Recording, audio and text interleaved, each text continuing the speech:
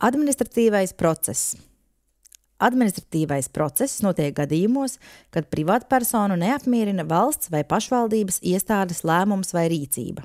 Piemēram, atteikta nodokļu atmaksa, lai gan ir iesniegti čeki par medicīnas izdevumiem, pašvaldība atļāvusi kādam būvēt privātmāju aizsargājamā dabas teritorijā, pašvaldības darbinieki veicot labiekārtošanas darbus, kļūdaini nocirtuši kokus jūsu īpašumā.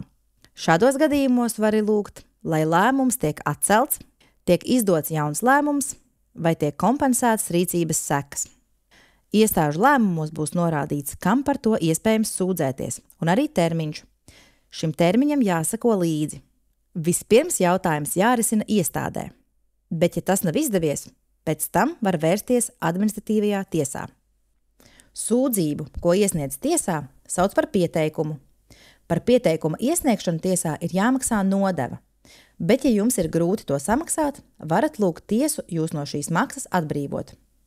Administratīvajā procesā darbojas objektīvās izmeklēšanas princips. Tas nozīmē, ka iestādei un tiesai ir pienākums pašai noskaidrot patiesību, pieprasīt dokumentus un izpētīt apstākļus, lai pieņemtu gala lēmumu. Bet arī jums pašam ir aktīvi jādarbojas un jāsniedz visa informācija, dokumenti vai citas ziņas, kas attiecas uz lietu.